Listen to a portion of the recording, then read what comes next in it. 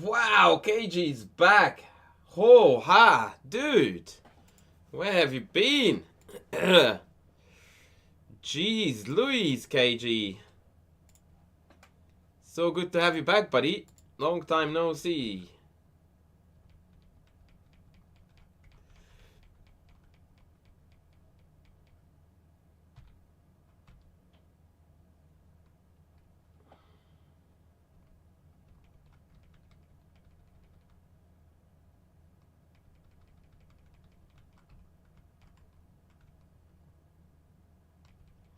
I must say, finding good Dutch games is a lot harder than I thought it would be.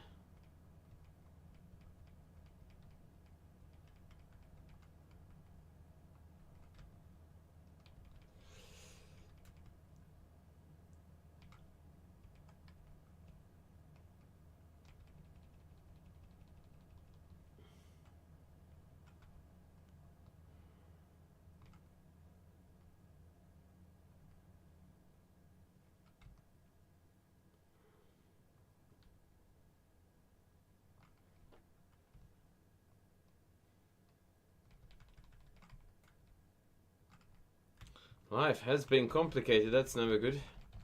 You like it when it's simple.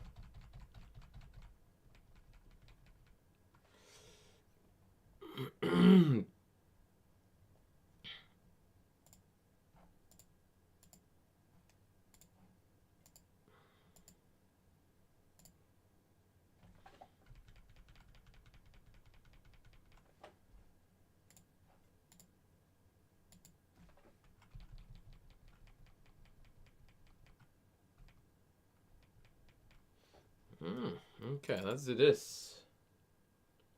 Hey Yasu, how are you going? Welcome in, welcome in. We're gonna kick off soon. I'm still gathering a few samples. Examples, rather.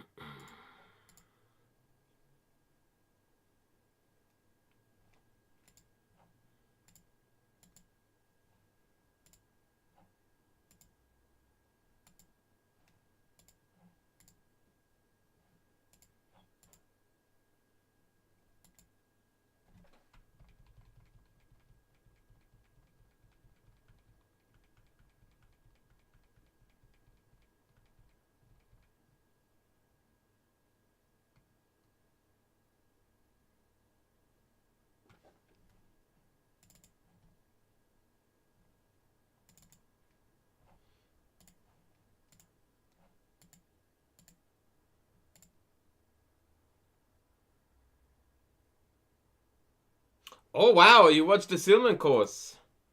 Chuck a review if you can, buddy. Please.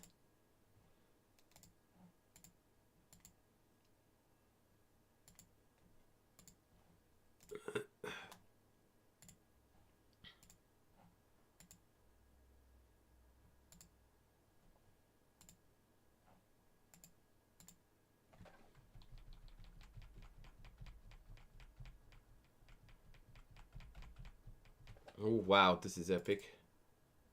Such a pity it was a blitz game.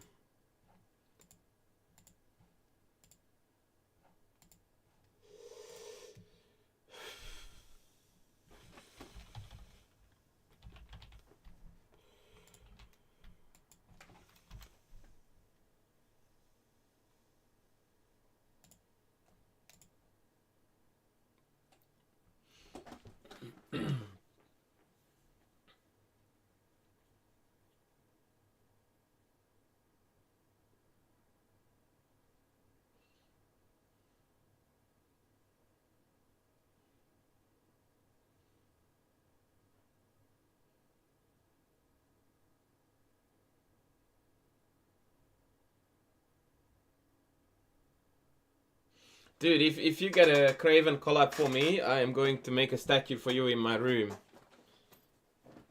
I don't remember saying 5 million bits, by the way, but... yeah.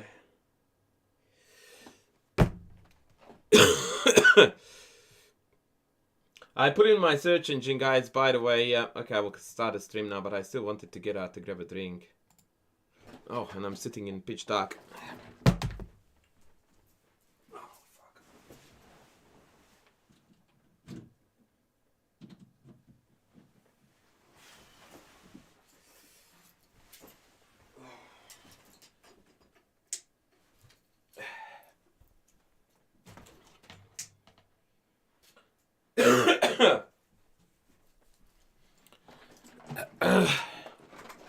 Oh, sheesh, we don't have a board. Let me take care of that.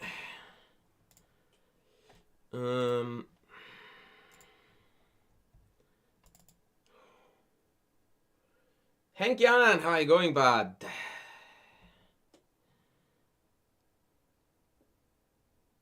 Yeah, I know the collab that you are referring to. I don't know who she had in mind you. That was a weird one. That was a weird one.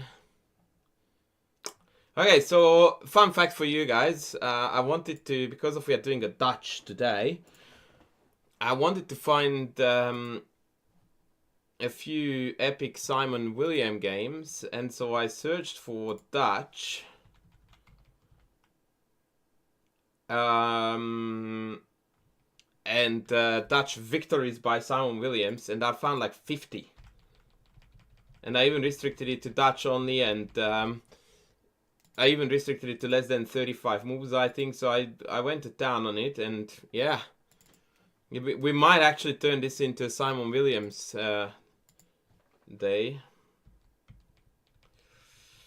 I mean, the guy is a beast in the Dutch. Simon Williams pension fund. Actually, I like Simon. Like, he's a cool dude. So I would very much like to stray very far away from gossip. But I can't help but ask that question of, does anyone know what's happening with that case? Like, has he been cleared, or is he doing okay? Or what's the story there? Because that looked pretty dire. And I wish him well.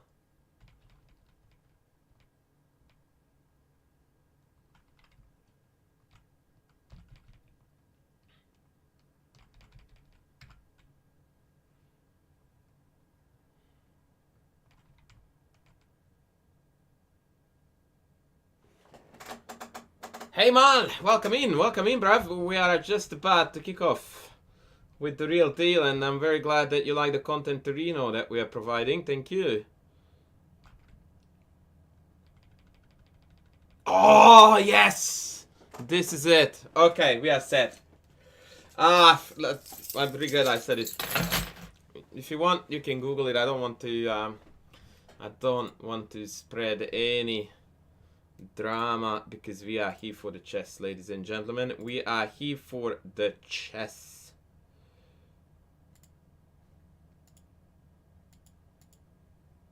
Okay, this is gonna be a pretty sexy intro into Dutch and Dutch defense territories.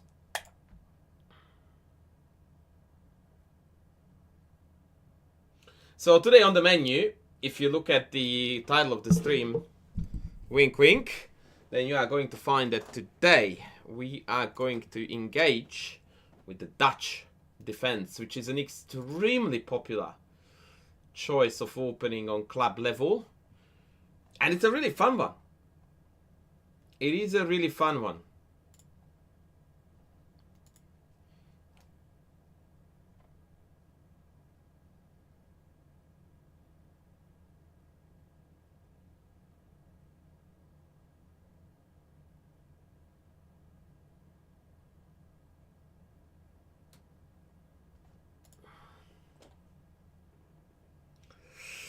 All right, let's kick off, ladies and gentlemen. Let's kick off. So the first game is going to be Vishak Narayan Rajeswari against Eric Icy.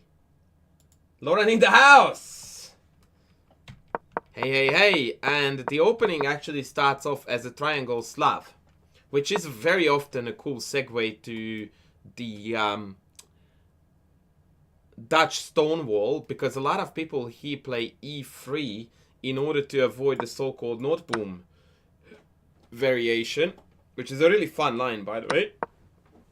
But if you play e3, then you are facing f5 per played, against which this particular formation is not considered to be most effective by any stretch. Lauren coming in with the goods, ladies. Lauren coming in with the goods. Let's go. Let's go. Indeed, let's go. So, the The Stonewall Dutch is basically an opening that you can learn in about 4 minutes and 35 seconds to fairly high standards. Shout out to system openings. You put the knight here, you put the bishop here, you castle, you try to swing the bishop, the bad bishop around h5, or you can fianchetto it, put the knight on d7, chuck a knight on e4, kingside attack. I think I actually have got now left more than 4 minutes to explain the rest. Okay, well, let's go.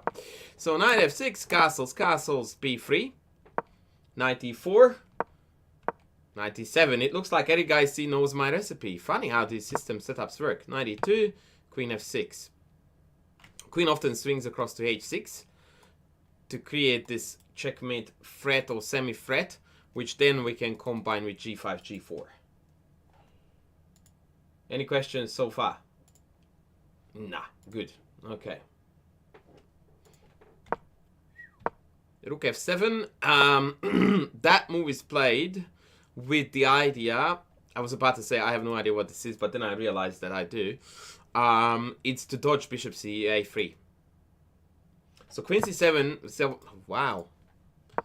Okay, let's go again. Queen c1 is a positional idea which is designed to trade off the dark squared bishop, which is black's main attacking piece in the Stonewall, aiming onto that h2 pawn. And so black wants to keep it as best as he can help it, and hence rook f7, so that after bishop a3 we can just pull the bishop back and not lose an exchange arena.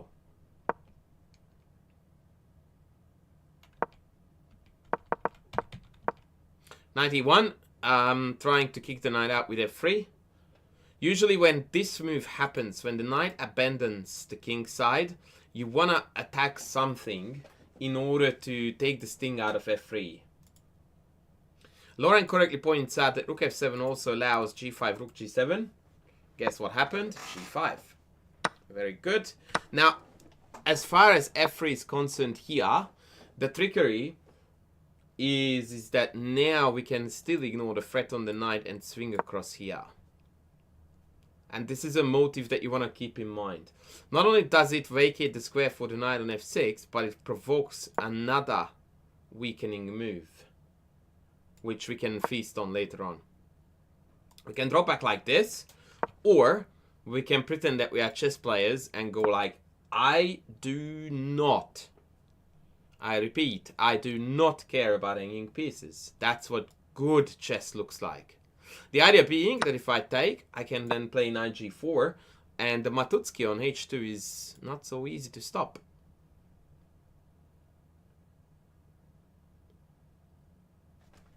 Aggressive chess for president, yeah? Okay. Knight back is not a move, but let's see how the game planned. The game went cd, ed. Generally speaking, this trade almost always favors black, because it yields absolutely nothing to white. And for black, it means a semi-open E and a more open diagonal. Obama Chicken Nuggets, thank you, buddy, for tuning in. F3, Queen H6, G3, and Knight DF6. So the same story happens now as before, but it's a heap better for white, black, excuse me, compared to the line I showed, because once again, the bishop has an extended scope. Queen C2, Bishop E6. White is already paying a heavy toll for making this capture, which was completely unnecessary. This is the most common mistakes that amateur level players play in such positions, by the way. They take on here, and when you ask them why they did that, there is never an actual explanation. It's usually the I didn't know what else to do. But this actually is self-harming, and it's very important that we know that. Bishop E6, beautiful development, by the way. The way how you know that you have gone something really, really bad, you have done something bad in the Stonewall with white, is if your opponent has got such perfect piece formation versus a total backring fest. At this point in time, yeah, exactly, Lauren. White is dithering around without any plans, and that tends to happen, by the way, in a misplayed Stonewall.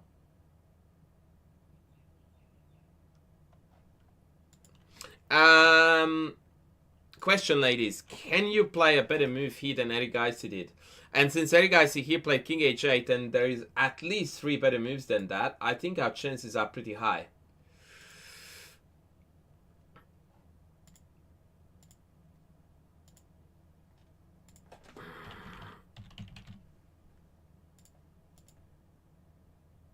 So I would like to open up a conversation about how to proceed with the attack for black. Ola on YouTube to Kate away, I think.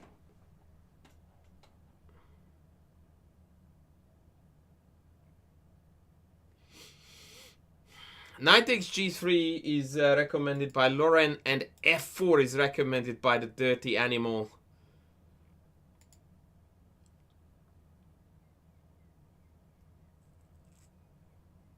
Wow.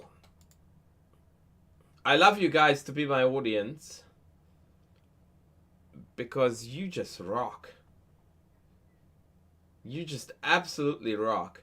The best move is f4. The best move is f4. Hashtag Craven, well done. F4 it is. And if fe... Who can give me a somewhat coherent line?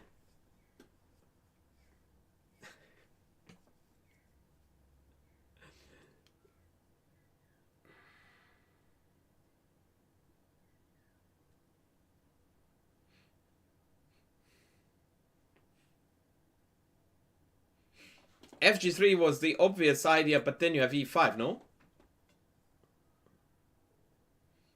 Which is not annoying because of the fork, although that obviously makes it a fair bit uglier than it should be. But the reason why I dislike FG E5 is because it shuts down the bishop.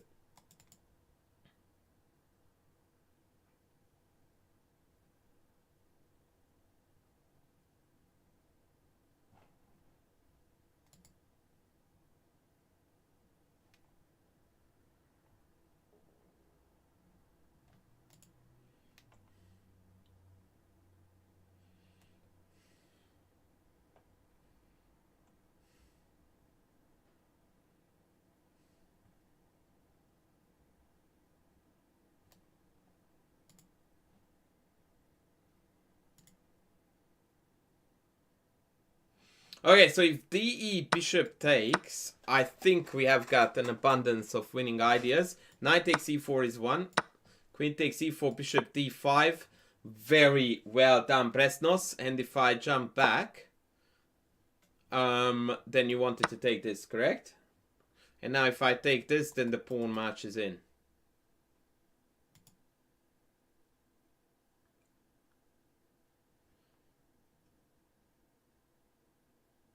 Brazy, how are you going? Shauna Croy, thank you so much, buddy, for the message on YouTube. I believe you are watching us. Thank you, thank you, thank you. Yes, that's it. So D is a must, and it turns out that bishop C4 is best, and then you simply trade, and then you take G3. And after HG3, you just go Rook F8, and you go like, well, technically, on paper, I'm a piece down. In reality, I'm up 2 pieces in a rock. I kid you not, guys, but the 2 best moves for black, for white, according to the engine in this position, are knight c to d3 and bishop a3. No joke. These are the 2 best moves.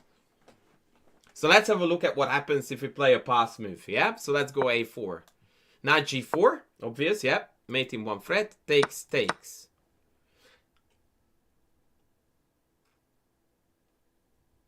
Let's go second pass. Who can find the sexiest win here for black?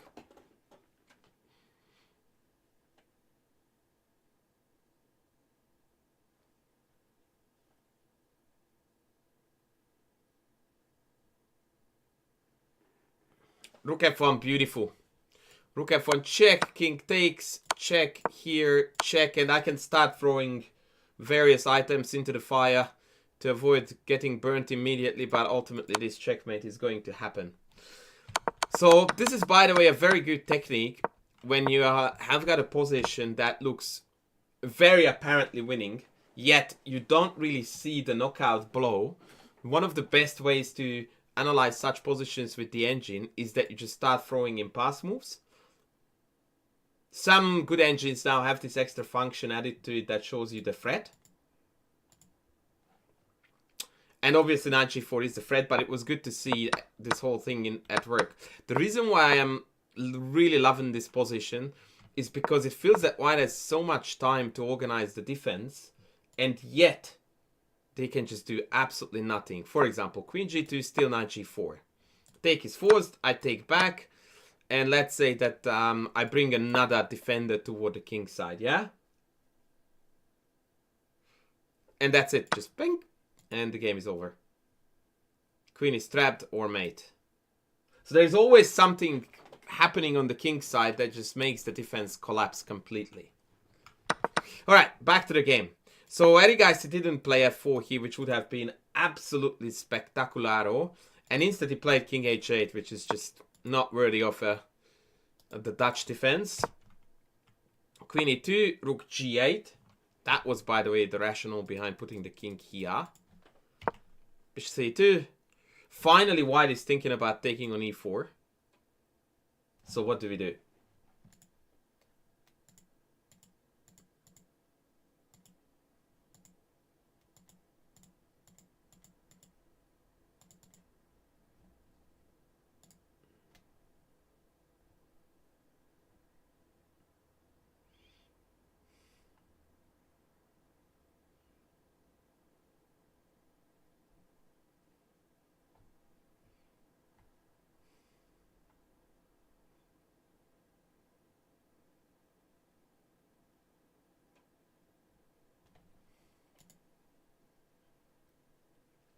No takers.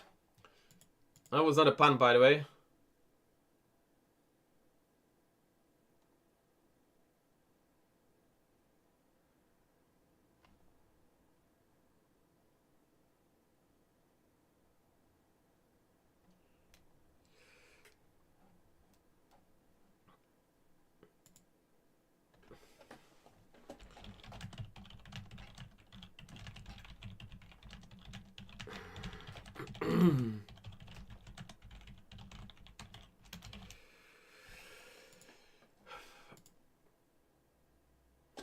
Can do f4 again. I suppose we can. Yeah, that would be the cheeky one. But there is an even better move here. Yeah, just take g3. Just take g3. I think both f4 and takes g3 is good, but take with a subsequent f4 and then g4. And all of a sudden, you guys, his rook g8 idea is paying dividends. So what you want to clearly visualize here is that your plan with black now, instead of just wanting to checkmate, checkmate, checkmate, because there isn't one, because the second rank is clearly covered, is to bring in this guy into the attack, right? And the way you can do that is obviously if you open up the G file. However, your method of opening the G file is not G4. That achieves the exact opposite of what we want, because then comes F4. So the correct idea, which I think ironically is more strategic than tactical, is to play F4 to fix the F3 pawn and then play G4 next. And then white cannot avoid the opening of the G file. It's a very instructive train of thoughts in my opinion. Knight d3, f4. I swear to God I did not know that this is how the game went, by the way. So I feel very smart now. Rook g7. I would have played g4. Let's go for glory, no? For the glory days. Tuck, tuck, and yeah. Good luck defending. But of course, rook g7 is totally fine. Knight g4, tuck, tuck, tuck. Everyone saw that, but I should have asked. obviously that is immune to the mate. And this is again, by the way, a beautiful point where I like to highlight people's misconceptions about material. So if you look at this position, you can't possibly think that white is up a piece, right? Because I have got 5 attackers against 3 defenders, so at the very least I'm up 2 pieces with black here for what matters. And the rest is just total mopping up. So it's not particularly instructive. I'm just gonna zip through it. I mean, there's a hanging queen. So yeah, knight e5 was clever. The idea was to check down half of the family here. And so that's why black here refrained from taking the queen. Which is a completely winning move for the record, but you wouldn't want to do that and allow a queen trade. Instead, he took on e5. Now that cannot be captured because of the mate. And the queen is still hanging. And that was it, ladies and gents. Arjun scored a tremendously epic attack and checkmate.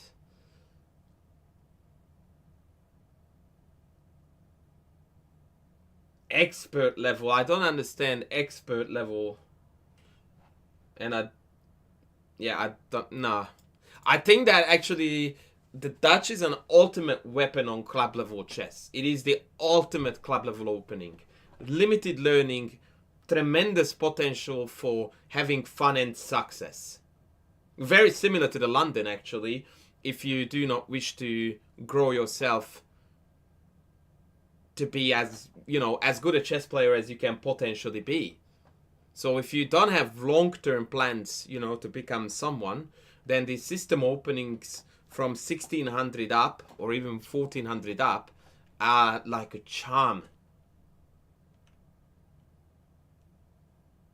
Yeah, that's total bollocks. Like half of that rating almost is good enough to play these systems. Right, let's move on to next.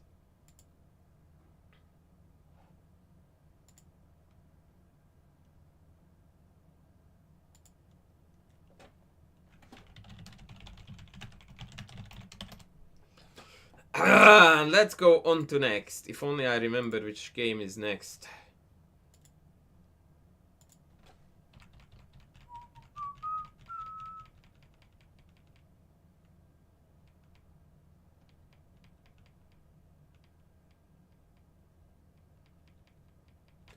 Okay, maybe we will go to this a little bit later. I just did that, so I can close this one. Oh, that will be definitely last. Because that's for best. Okay, let's go Repka Cheparinov. Cheparinov likes to throw in the occasional Dutch.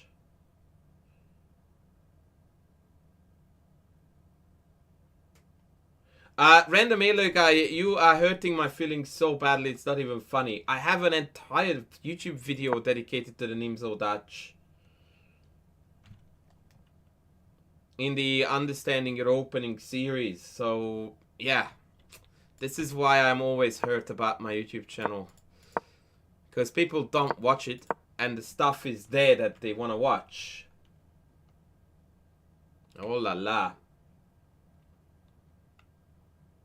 But because of you are my beloved subscriber, I never said that. I just thought it out loud. Okay, next game. Repka against Cheparinov.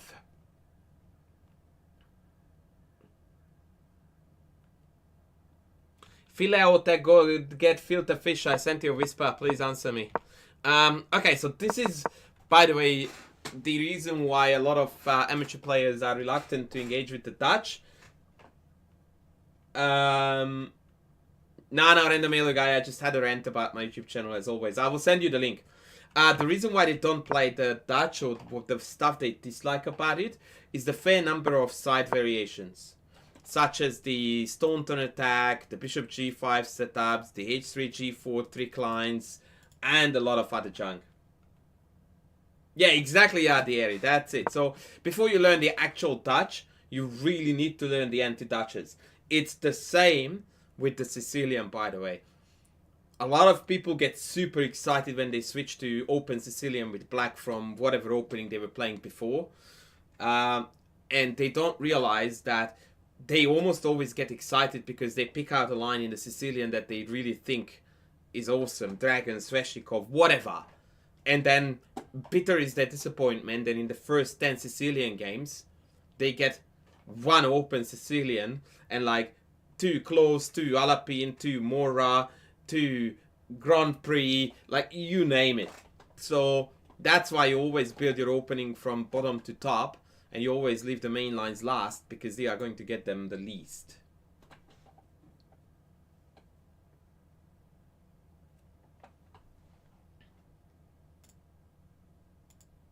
So, G6, H4. What would you play for black? I'm very curious.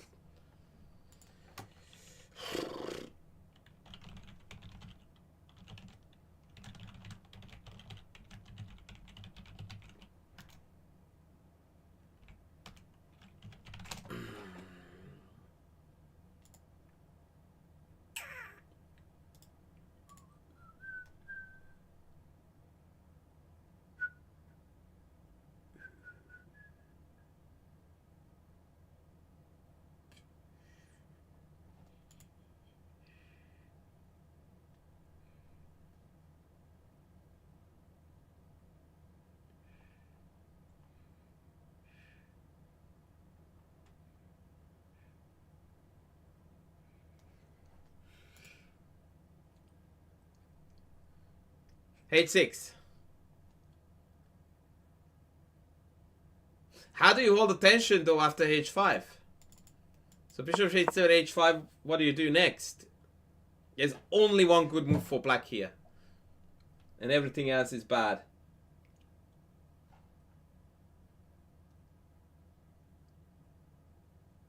KG, that is my recommended main line in the Leningrad. King F7, oh my word. Panic much? Like, why would you go King F7?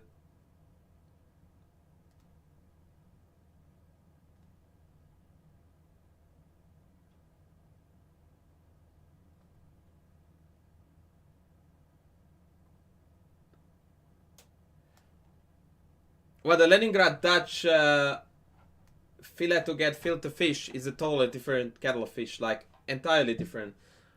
See, I knew that this was gonna happen. Like the responses I'm getting to H5, it could be, guys, an ultimate subject for a psychology test. Like if there was a psychology university student who wanted to conduct, you know, tests and researches, chess would be the ultimate breeding ground for this because H5 has one threat to it, and that's H6, and that's it. And I already got King F7, King F8. Like, what's the panic for? Just because I announced one good move, it immediately sent everyone into panic mode and need to respond and immediately need to come up with some stuff. It's quite unbelievable.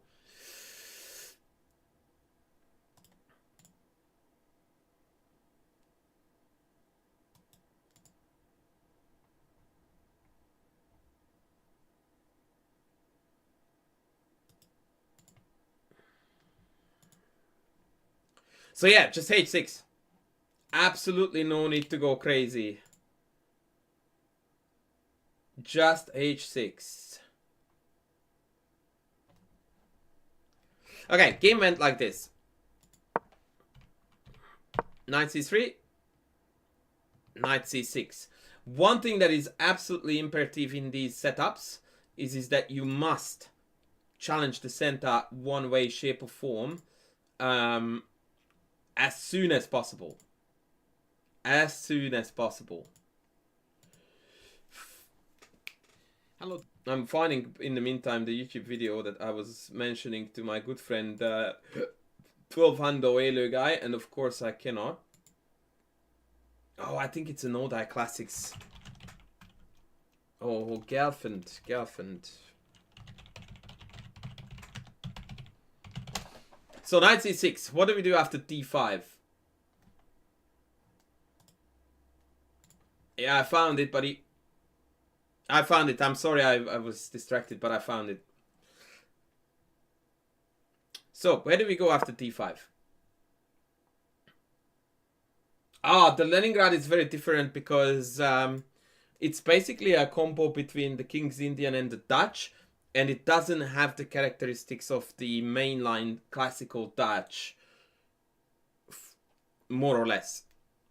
But I still totally disagree. Tikari wins Smart Aleck of the Month. So one benefit of playing the Dutch is that the f7 square is always available for a wayward piece. That's it. And you can always drop back and kick the bishop. Hence knight f3. h6, bishop back. d6. What would be our next move if it was our turn again? Let's say they go here. Would you play e5 or would you not?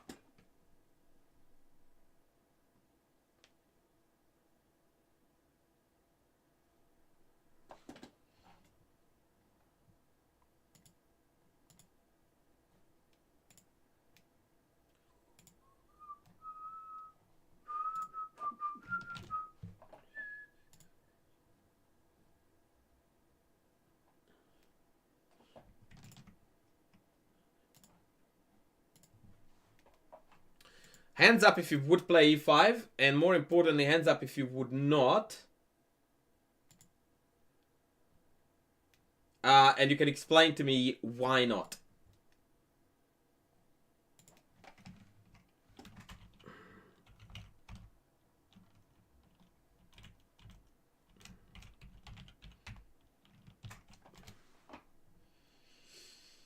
Okay, Vento says he would not play e5. Vento, why is that? Give me reasons. Thorbiddles!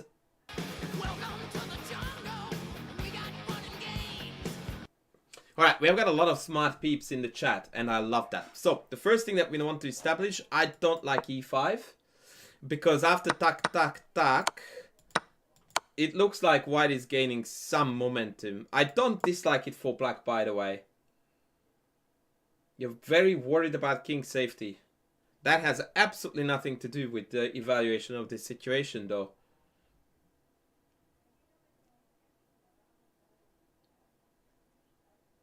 So that's the only thing you don't need to worry about. What you need to worry about is the coordination of your pieces. And your ability/inability to complete development in a timely fashion. And that may be a problem here. The king is totally safe. Now,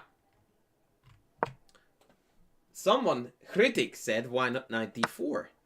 Which, in contrast, is one of the best moves. The classic fork trap, knight takes and d5. And what makes this really cool is that after bishop e3, we do not take on d4. What do we do instead? And it's very important that you see that idea, by the way.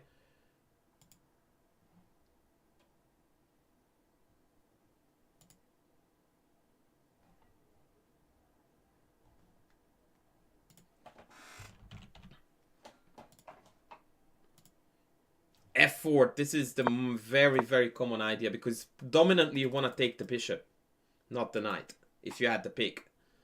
And so now we do. Because if the bishop drops further back, then we get d4 back for free with a big fat tempo, so they have to sack here, which means that we managed to create an absolutely deadly diagonal. Yeah, welcome Random Healer guy. Sorry for the rant, that was not directed at you, it was just my general bitterness about my YouTube channel. Right, so d5 played. What is the gut reaction to this move all the time, every time? Haha, King Slayer in the house. Hello, hello, senor. I love it when very good-looking humans are frequenting my chat.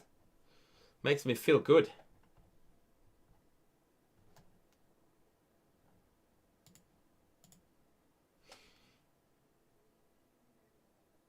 Definitely not 95, 100% e5. This is a pattern recognition theme that every club level player should learn and know, and we miss it all the time. The basic motif originates, or this is how most people learn it, from the various Scotch Gambit ideas when white plays e5 and then you go d5. Exactly, Randomelo guy. And you need to learn this very early on in your chess journey. Woo! Kobidi is coming in strong. So you learn that this is incredibly powerful, and then you employ this motive, and rather actually I should rather say your knowledge and understanding of this motive in different contexts, such as this. That a knight gets attacked, e5. And then you can further expand on this, and this really is, by the way, how someone's chess knowledge grows in general. And for example, I'll give you an interesting idea here. In the Peers, generally speaking, putting the bishop on f4 is not a good square at all, for multiple reasons, really. One is that it leaves d4 unguarded, whereas bishop wouldn't. It walks into e5, the list goes on. But then, if you have that knowledge that I just showed you, and you go like, I could go knight c6 here, because if d5, then e5. And so, after a while, the knowledge of the motif allows you to evaluate things that initially would not have been on your horizon at all. And the knowledge of this motif helped you to understand, among other things of course, why bishop f4 is not exactly top choice here.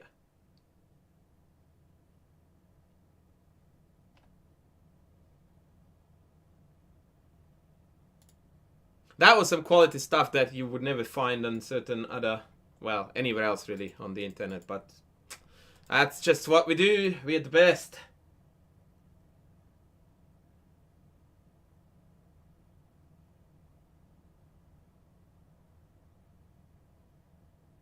I will get back to that craziest game ever done. Basically, you need to play an early c4 there. Yeah. Alright, back to chess. d5 not played. Oh, was played. e5 take. Okay, this is a catastrophe. This is an absolute catastrophe.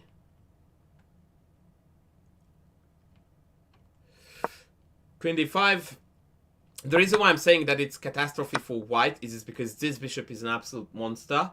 The other bishop has quite a bit of potential to become a monster. And most importantly, this bishop can't get out.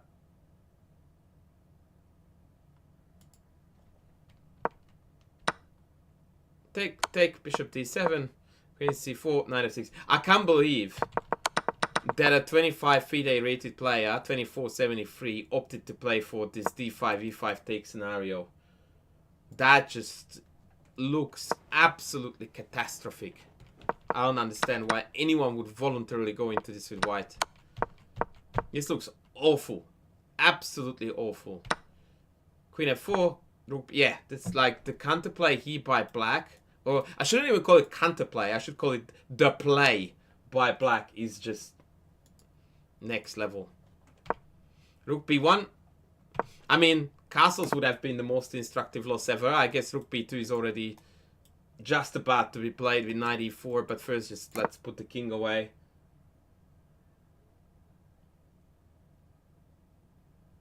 I doubt it was prepped by white because it's red hot garbage. And black is just playing common sense chess. Okay, so rook b1, castles. e3.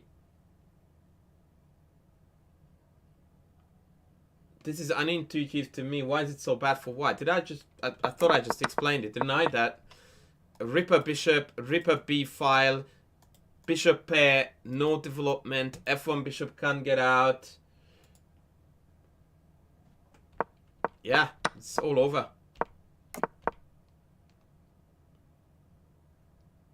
Yep, good. d5. This is just ultimate healthy good chess. Alright, goody. Happy to provide intel, buddy. You deserve it. c5 would have been my move here. Let's go center. Your opponent goes back, you go forward. But to be fair, that's what Cheparinov does too.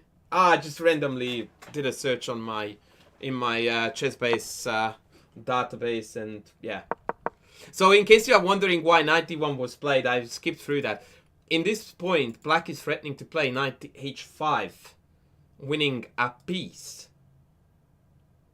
Sometimes I'm moving too fast without explanations. So the reason why knight h5 is not winning the house here is because queen c4 defends the knight. And so d5, which may have looked like an innocuous, just control the center move, was a game-winning threat. So against an ordinary move, knight h5, and you can't defend this next. You can try to get sexy with rook b2 either way.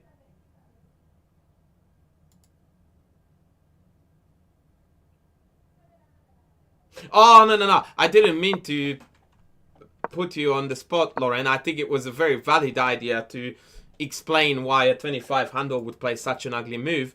And at first I didn't realize it either. So I think it was actually very important that I pointed it out. But you're also right that, of course, if knight d1 is best, you know that you're done.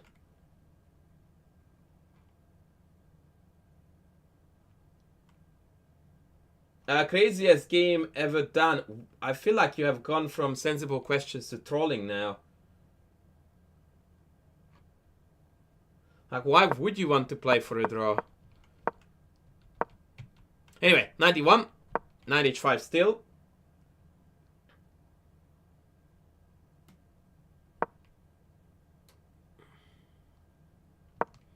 And f4. Beauty.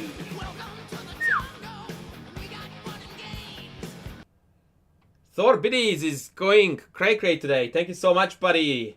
And welcome Charlie the Legend in the house, ladies and gents. Charlemagne in the house. Bishop e2. Queen e7. I'm actually a bit disappointed that white got away with this. Although I must admit that the queen on h2 is a particularly enticing sight. Rook e8. So, good chess. Terrible chess. The biggest curse of the amateur player is that most people, when looking at this position or similar positions, the first thing that they would look at is the material imbalance, which is the least relevant imbalance in the position. Knight c3, c6. Engine stop move, knight d1. Kid you not. Bishop d3, fe, the game is over. So here the idea is of course that e3 is under tremendous pressure. You can't take because of knight f4 and e2 is hanging, but of course takes, and e2 is hanging too. Yeah, I mean, what do you do?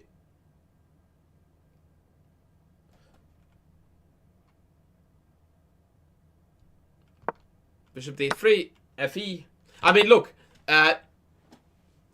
damned if you do, damned if you don't, because if you keep the knight on d1, you can't play a game of chess with the knight sitting on d1, disconnecting your rooks forever. If you move it, you lose the pawn.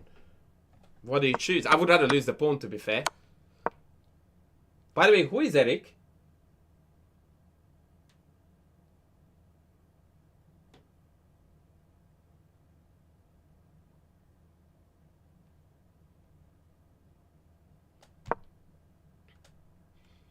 Now that is not an easy move to find in my book, because in such positions, why would anyone call you Eric? Oh my god, get out of the town, get out of town, all of you. So bishop e5 is a tricky find, because most people, including me, would be so obsessive with this bishop, which is probably the best piece on the board, that it wouldn't naturally occur to me to allow the trade-off.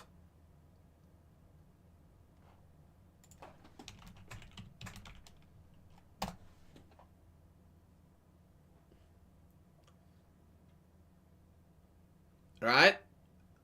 But of course, tactics always beat nonsense positional talk like the one I just said, and so bishop e5. I mean, let's be honest, 95 knight g3 is a free queen. Yeah, I know. But see, the thing is, I'm not suggesting I wouldn't see it. Like, seeing the tactic is kindergarten stuff. But to put this move on the list of candidates is the challenge. Sometimes. What? This must be some misrecording of...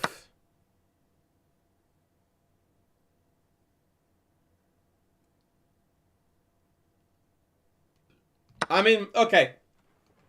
To be fair, the quality difference between this and this is about 0.4. So rook e5 is about -5 and knight g3 is -5, 4 or thereabouts. So what do we do after knight d2, guys, is the question.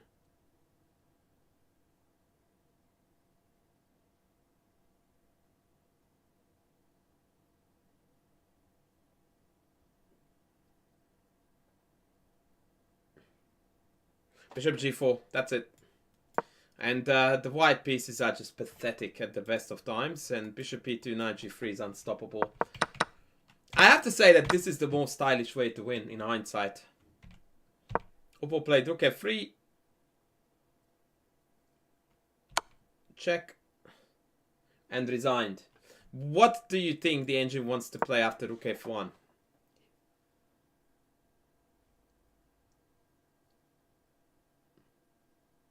Knight g3.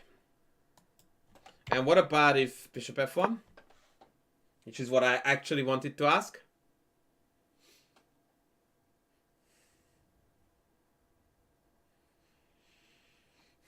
Knight g3, queen g3 is gonna hurt you, buddy. Don't get too cute.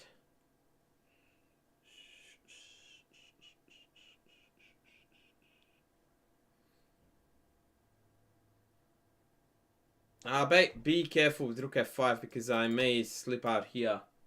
Bishop g4. Exactly. It turns out that the f file is too short for the rook to find safe refuge.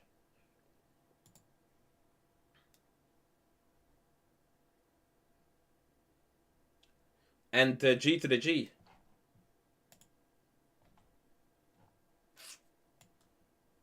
G to the g.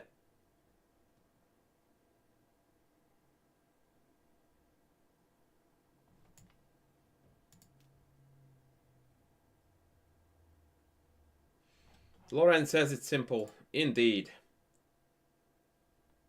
Indeed.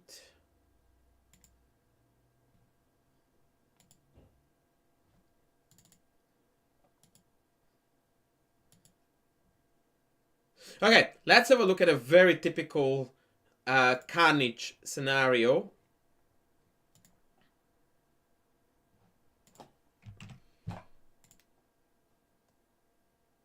From the strongest ever African player ever. Who would that be?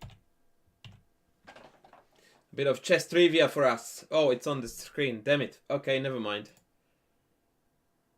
I have a tournament tomorrow, coach. Any tips? Yeah, you should have done training in the last 2 years. No, I'm kidding. Nah, you will be fine. Just don't overthink it. Have fun, enjoy your chess, make friends.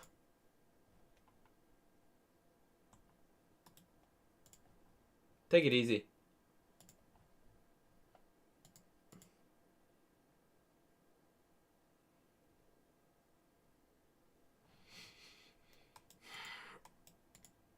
Playing competitive chess is very often like farting. If you really force it, it can turn out to be shit. So just be casual. Just be casual.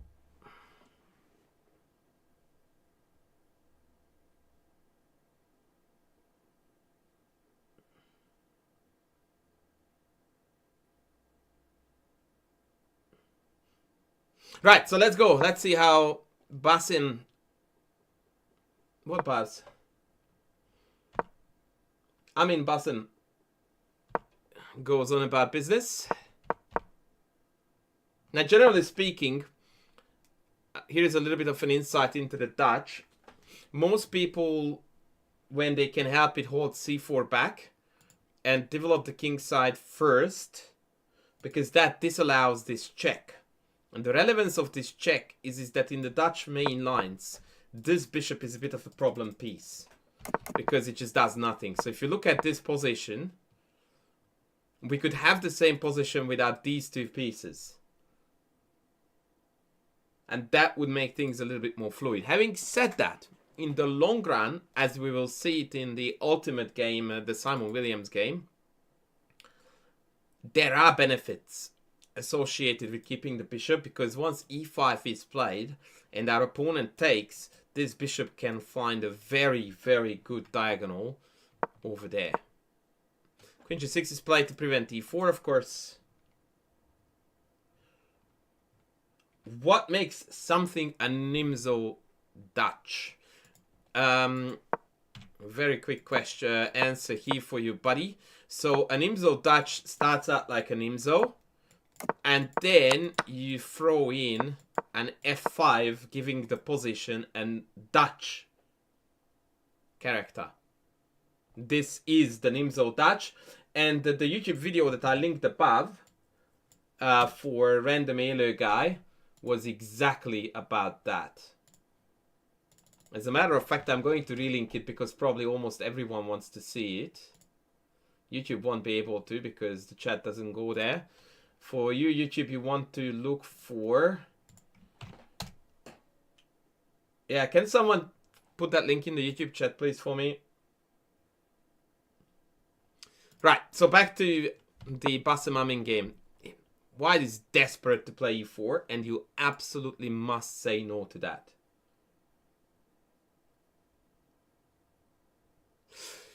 And that is 94. 92, knight c3. Here is another practical piece of advice. When you are facing multiple possibilities of trades, you almost always want to trade the piece that is better developed, so that they have more problems to solve. So you are not taking on d2, thus resolving the problem of the bishop. You are taking on c3, leaving them with a poo knight and the poo bishop. Takes and e5. And black is already doing pretty well here.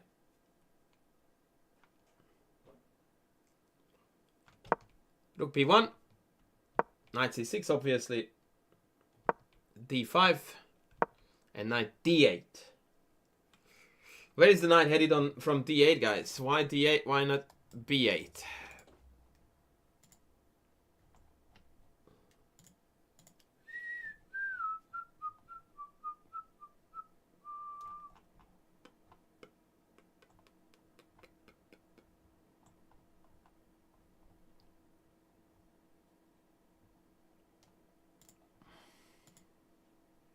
That's right, we want to go knight f7 and then knight g5 and tickle these squares. The point is that there is a strategic reason why you would want to come back, which is to relocate to c5, which is the ultimate outpost. And in fact, it is a sound and good move. And very often white counters this by playing c5, trying to lure a black pawn onto that square so that you can't occupy it. And very often black responds to that by ignoring it and still going after the square rather than the pawn. An interesting strategic battle there for you. 98, c5 again. D takes, knight c4. So white is trying to sack a pawn for activity, but because of the c1 bishop cannot be placed on the long diagonal because of this stupid pawn on c3, white's initiative is very, very short term.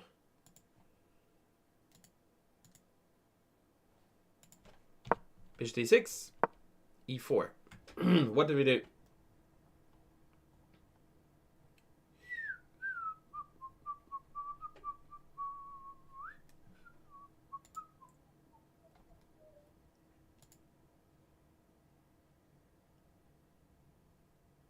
Random Elo guy, just tell your sister to catch an Uber. You have got more important things to do. But on a more serious note, yeah, you do what you need to do, buddy. Thanks for tuning in. Make sure you watch the rest of this on YouTube, yeah? F4, that's right. So you never wanna take... Oh, the Tinga teacher is coming in strong with the Raid Reno. Haha. Ladies and gentlemen, do yourself a favor and check out the Thinker Teacher. Love, are you gonna pick up Izzy? Yes. Thank you, you are the best. The Thinker Teacher is a legend of absolute next level categories, and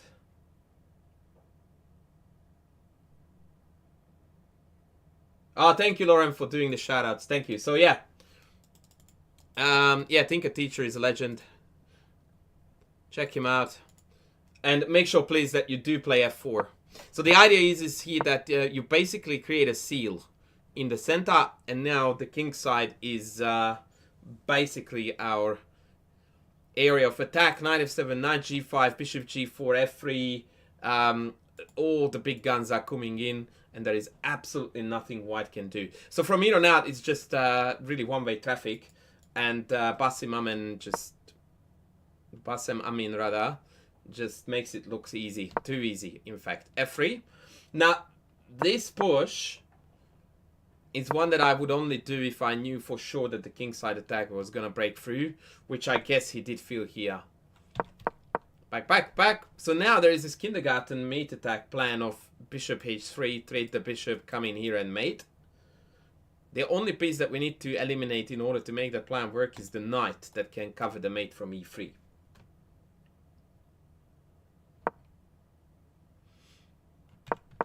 King g1, Lord Almighty, what the heck is that? Bishop h3, bishop d3, trying to dodge the trade. Okay, let's see how you would guys attack. Black to move, be a rockstar. What do you do?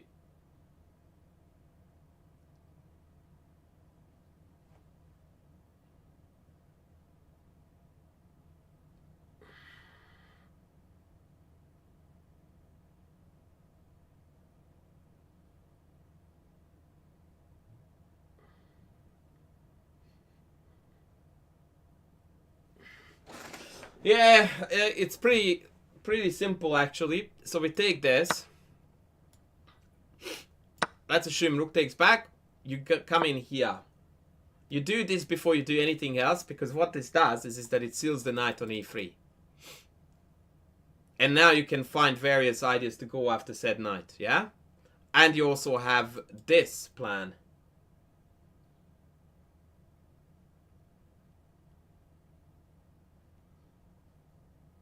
Knight g6, knight g4. That is quite epic, Rengao. That sequence of moves, that was solid. Queen d1 does nothing. Doesn't affect at all anything we do. Rook here, mate. Yeah, knight f6 is a little bit dodgy. In certain chess clubs you would get away with it, but I do not recommend. Right, so king g1, bishop h3, and he white played bishop d3.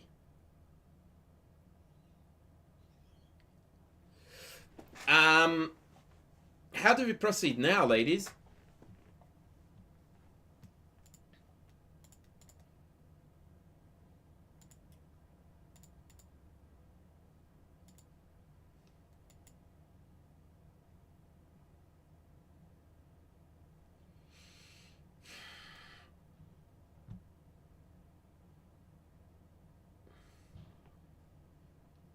No one is going to find out the move that is recommended here by the engine and was played in the game too, by the way. Absolutely no one will find it. Not a chance.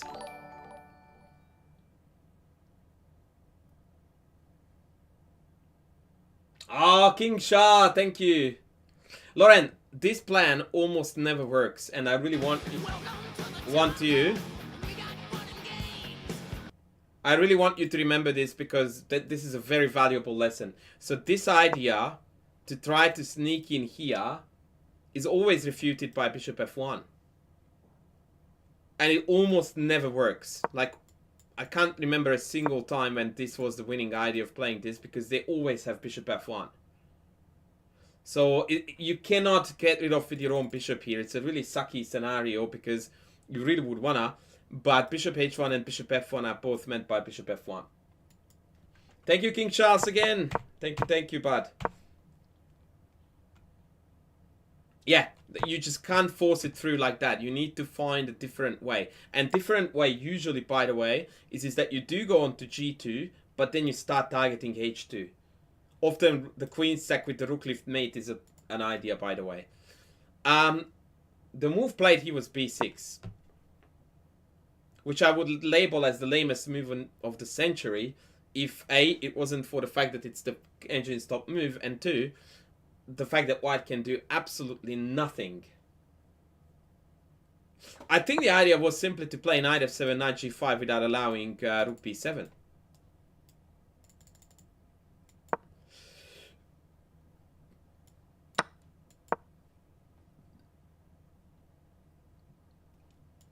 The engine says that white has equalized already here.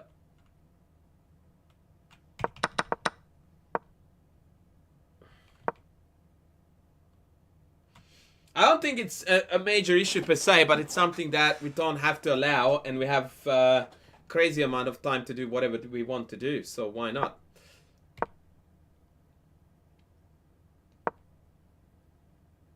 Oh, that's clever. They want to trade queens. What do we do, guys? What do we do?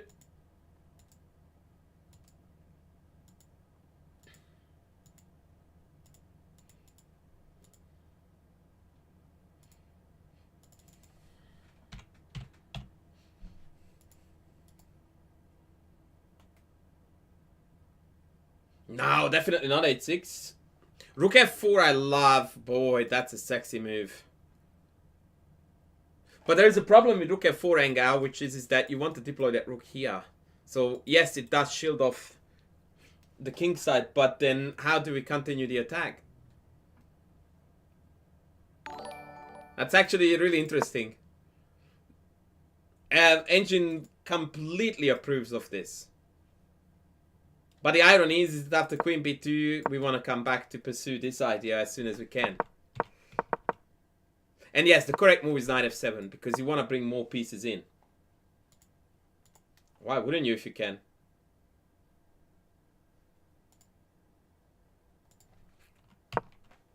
Knight e3. What do we do? Pretty basic stuff.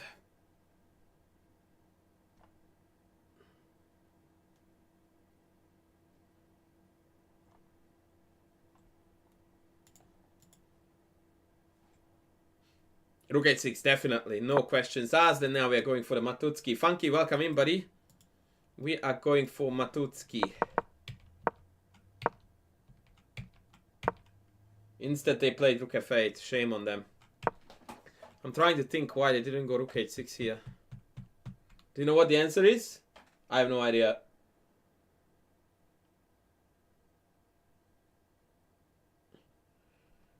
You really, if you were to travel back in time to your theory learning days, which were, by the way, 30 years ago, 25, how did you learn back then?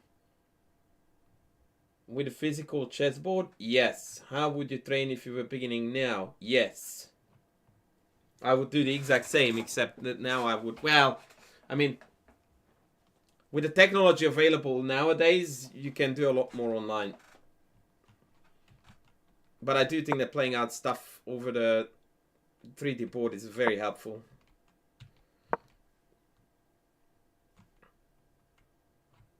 Rook f8, knight f5, rook g6. What's the point of rook g6, guys?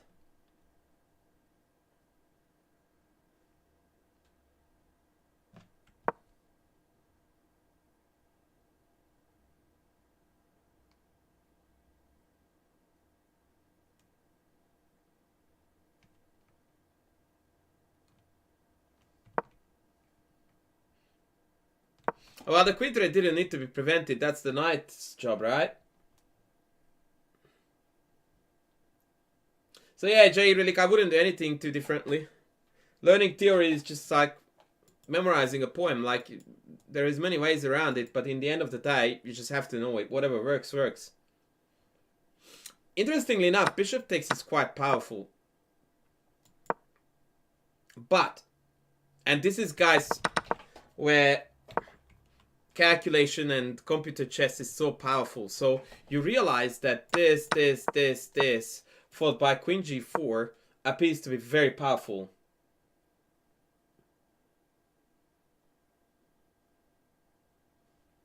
However, there is a very annoying defensive move here for white. What is it? Nah, there's absolutely not a chance that you would buy opening books anymore. Because they become outdated overnight. And books can't be updated. And courses can. The time of opening chess books is gone. Completely gone. No one in their right mind would buy an opening book nowadays. It's a total waste of money.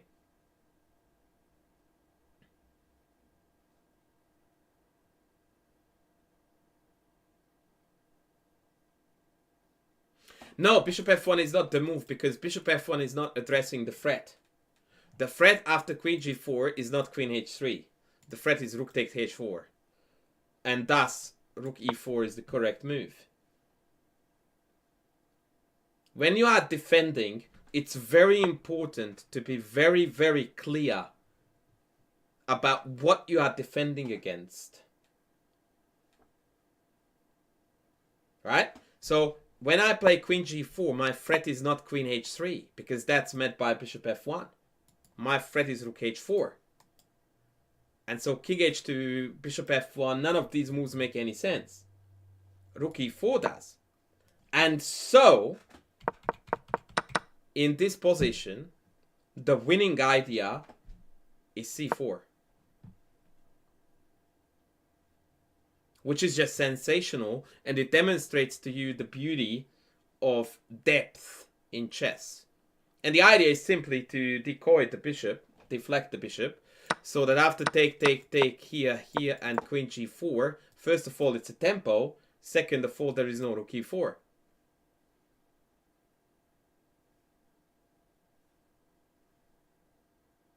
Am I cool or am I cool?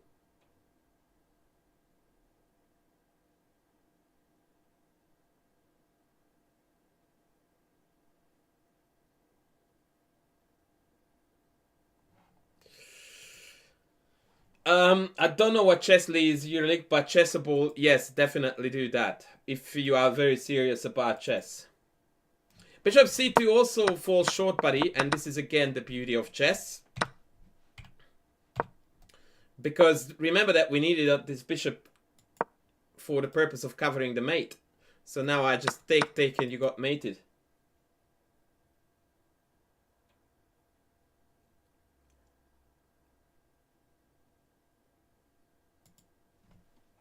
You're welcome, bruv. You are most welcome. What is Chessly, by the way? Oh, that's Levy's platform, right? Yeah.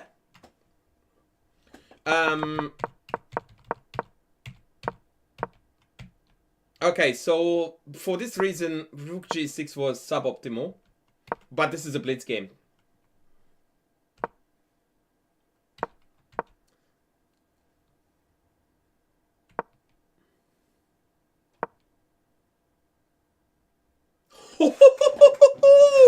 Okay, let's find a sexy one here, ladies. Let's find a sexy one here. Oh, actually, it's not that sexy. Sorry, I take that back. It's pretty mundane.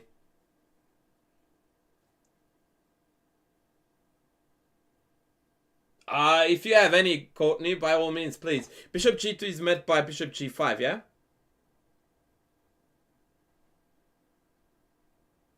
And unfortunately, because of the rook is here... I mean, after rook g5, we have this threat of take this, takes, and then mate. We saw that, right? I think that's what Rengau is getting at. That now black is threatening to take, and then Matutsky. However, I have got this absolutely obnoxious move, rook knight h4.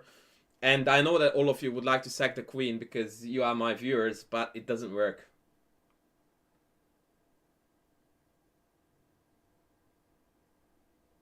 That being said, this works. Knight f5 back, rook f6. And if I play a pass, what's the win now?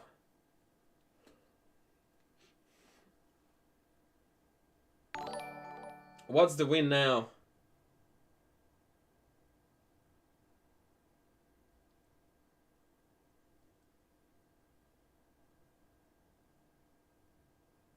Yeah, we just take f5 and rook h6 and mate. Well done, Rengao. Well done, buddy. You outsmarted the player and the engine single-handedly. I'm proud of you. The game, so bishop g2 instead. Not very subtle checkmate threat. Chess is a good sport. Welcome in.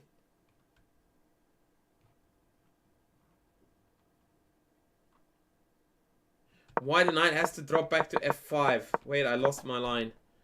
Wait, what was it? Take, knight here, bishop here. No, it wasn't there. What was it? No, wait.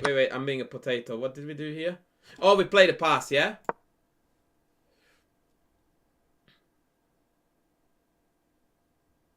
What the hell is my line here? No, this is not what we looked at. This is... No.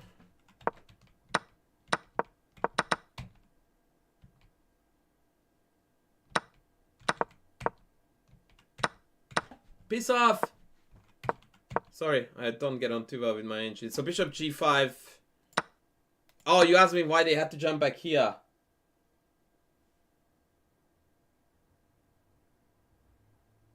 No, you didn't. I'm confused now. I forgot what was where and what we looked at.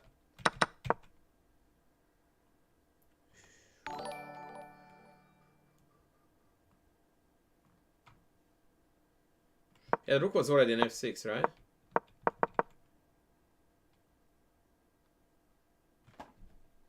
Was it this line? No, it wasn't. Anyway, I lost the thread now, sorry. So rook g6, queen c2, knight g5, h6, no, c4, sorry. Oh, that was it, wasn't it? Bishop takes, rook takes. No, I'm trying to help you and I'm trying to think about what the heck we looked at. There was something like this. JC Munnell, welcome in. And I played here a4, yeah? And then we played rook f6, yeah?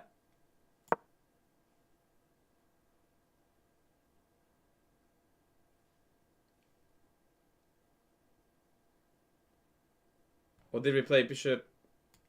And there was a line here with knight h4, but that's garbage because I can take that, so that was not a line.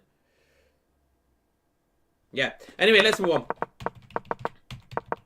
So bishop g2 played, knight h3 is the mate threat, take. Oh, maybe this was it, right?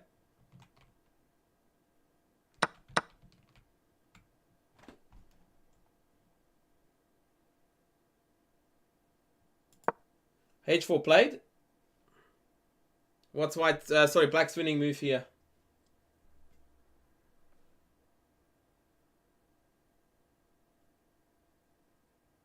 Yeah, I think you're right, buddy. So the reason why knight h4 is necessary, but I explained this, is because the threat is rook f5, ef5, queen h2, and then mate.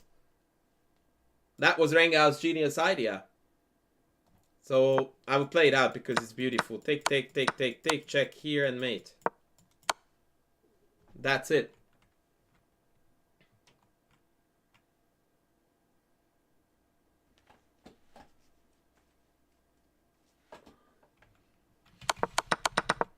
And so they needed to deal with that, and they chose to deal with that by playing h4, which allowed queen g4, and now the queen slips in.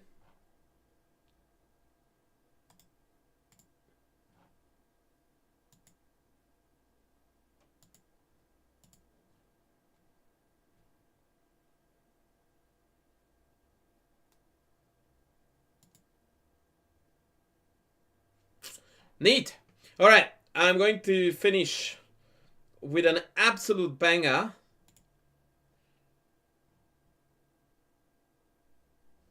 Can we analyze a Charlie game? Have you got a Dutch Charlie game? Because otherwise it would ruin the pattern of the topic. And I have an absolute banger for you to finish. So maybe we will put Charlie on the menu next stream. But allow me to do this because this game is what made Zimo Williams, aka Simon Williams, a rock star.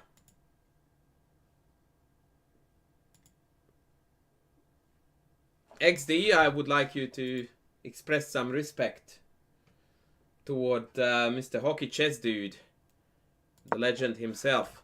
Alright, so this is Wojtasek Simon Williams. Simon's greatest game probably ever, which has been YouTubed by a million YouTubers and so on. So I really want you to see it.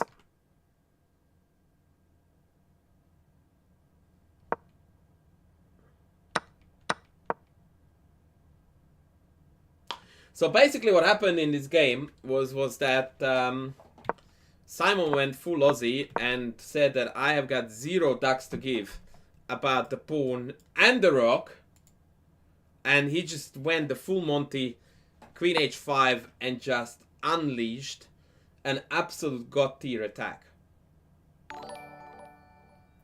Now, how sound this is almost irrelevant, because the amount of fun that is promised for black is just outweighing the objective evaluation, which is not something I would say very often, but every now and then you must play for sheer beauty rather than worrying about the result. Especially when you're playing a super GM. Manish Kumar Singh from India. Welcome in, buddy.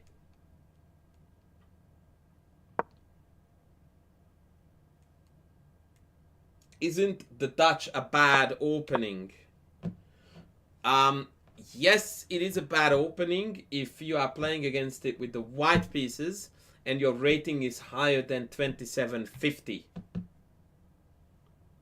Any other case, the answer is a lot more complicated than that. So I wouldn't worry too much about that.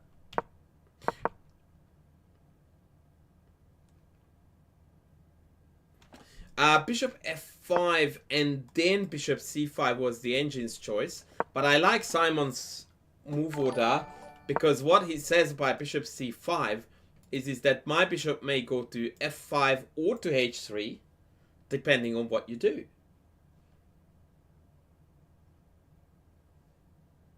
Ah, pleasure is mine, sir. Shout out given to the Karokan. Nice one. And this move is already losing the plot. You won't believe, guys, what the only move is here for white to hold the advantage. It's one of the most counterintuitive moves to play in the entire position.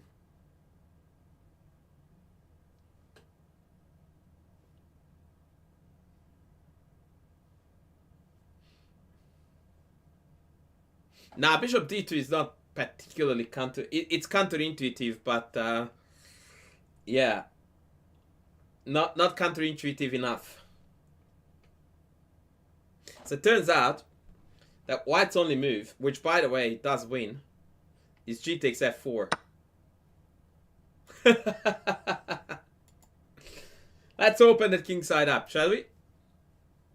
Money, money, money, money, money, money. I'm rolling in a money, Woo! money, money, money, money. I get that fast money in a fly car. I get that fast money in a fly cars. Thank you. I play French and have been trying to Dutch. Look forward to your YouTube lesson on it. Cheers, buddy. Well, this is it. By the way, I did a lecture on the French a while ago. On the Winnova, which I think is also up on YouTube amongst my streams. So you might want to look up that stuff. Yeah, so the idea is this.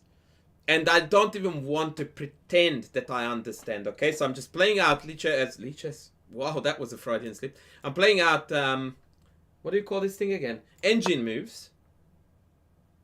And let's see what happens in the end. So e4, double exclam, only move.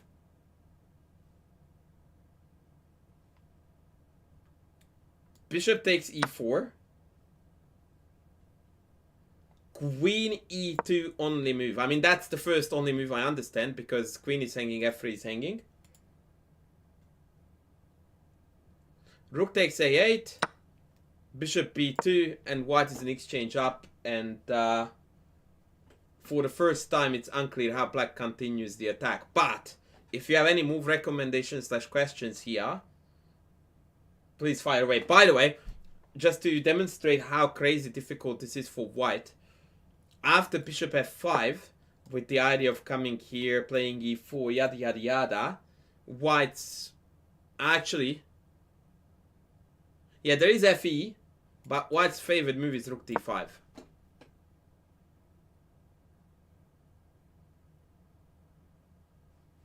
Just absolute sheer insanity. Knight d5, cd5, knight b4, queen takes e5, bishop takes f2 check, king h1, white is better. Note that king f2 loses to knight d3.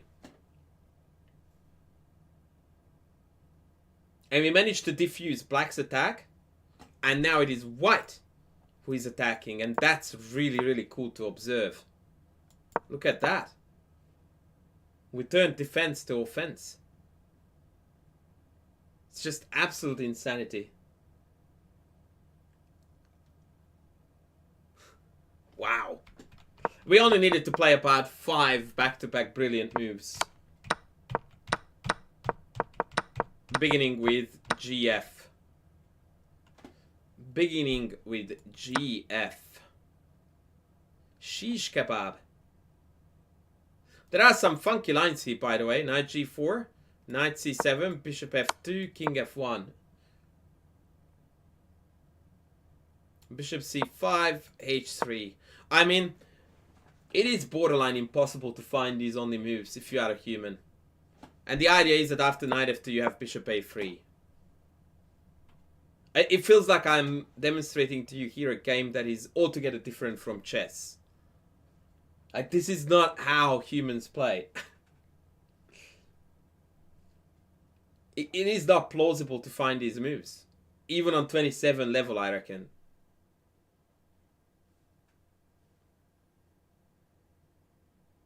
By the way, what happens if we go knight b4 here?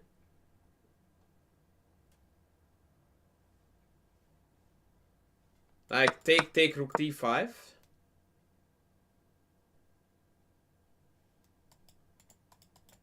Not at the moment as it goes, but I am drumming up some interest for group sessions if that would be to your interest. Yeah, let's just move on with the game, guys, but this is just absolute insanity. Rook d5 was played by Wojciech, by the way, which was a motif that we saw in the winning line for white. But here it's winning for black because of knight b4. Rook e5, and that's basically, it's tantamount to resignation because now we can just mow down the board. And now everything is hanging.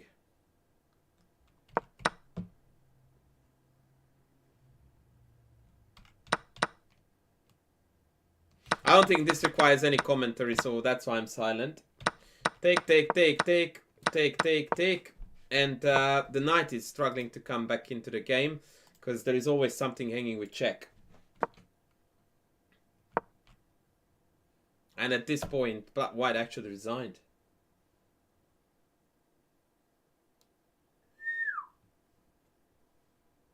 Hello? Money, money, money, money, money, money. I'm rolling in a money, money, Woo! money, money, money. Hello? I get that fast money in a fly car. I get that fast money in a fly cars. Damn! Thanks for all the work, man. Keep it up. Wish I could fly. You are my hero today, buddy. You are so welcome, and thank you so much for the generous dono. So in order to celebrate Wish I Could Fly's marvelous donation, what is the story here against knight c7? Can we find a sexy line? Unfortunately, we just mow down the piece, right? Nah, that's not worthy of that donation. Let me find a better attempt for white. After bishop f5.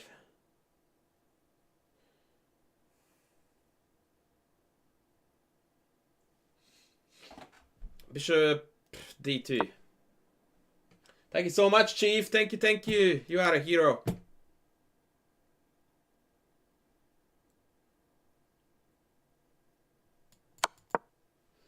What do we do here for black ladies?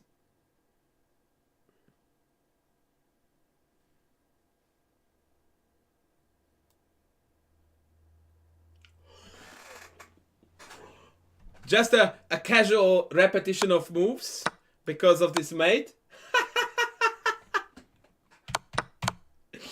So now just recheck Kiki, but then we still need to find a good move here. Oh man.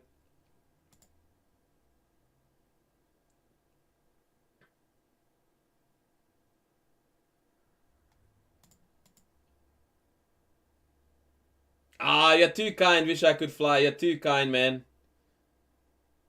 You are way, way too kind. So bishop d3, yeah? But what happens if I bring the horsey? Unfortunately, there is no mate as much as I try to make it happen.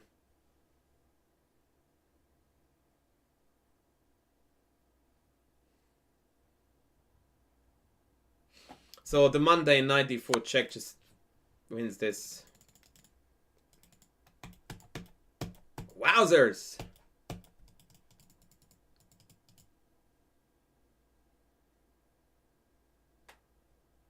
Wowzers.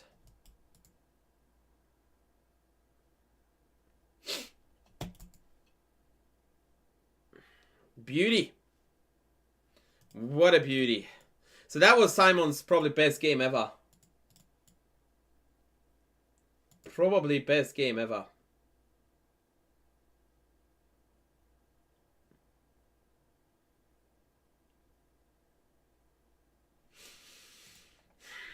Alright, ladies and gentlemen, I think that we are going to call it a day. Because I have got Chessable to record.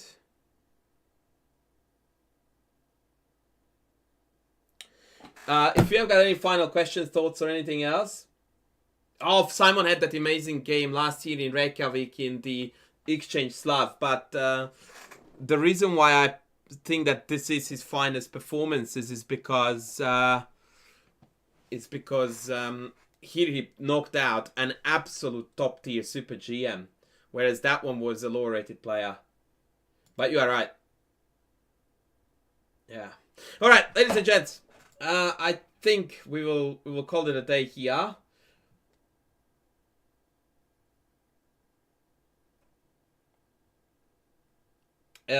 I've had a lot of fun today.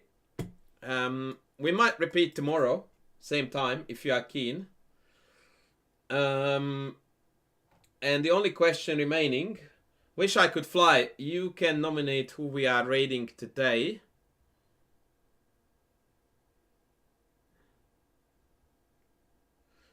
Not a lot of dudes are online at the moment on .com. Let me see if there is anyone on Leechess. Nate Brady is on.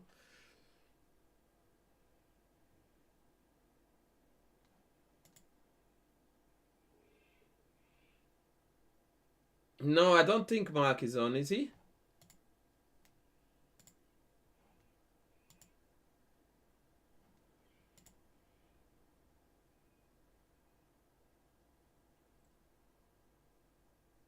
Yes, acronym, we are just calling it a day, but don't worry, buddy, because it's up on YouTube, so you can rewatch it.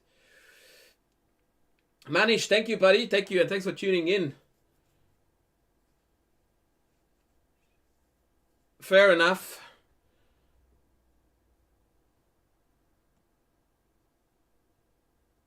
Well, the chess sharks are doing some bozo stuff, so we're not going to do that. I don't know why, but I just can't load Leechess, so I can't see who is streaming there.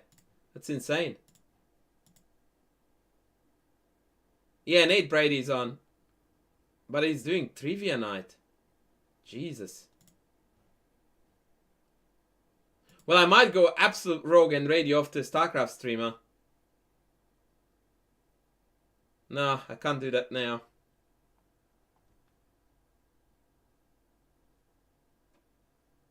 Who is this Hale guy?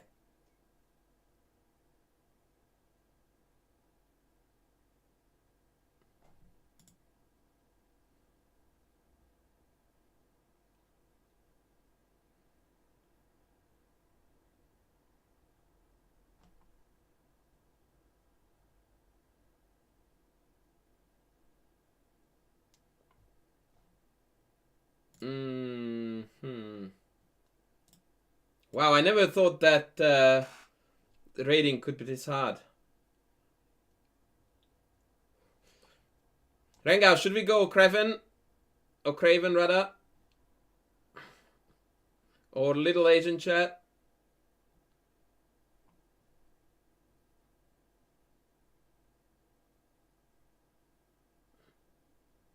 Oh, I know what we're going to do. This is gonna be funny. Alright.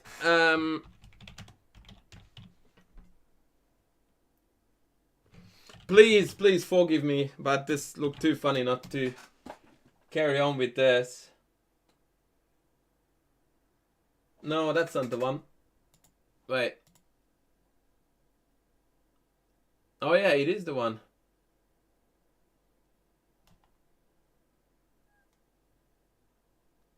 Holy cow, this is gonna be epic. Okay.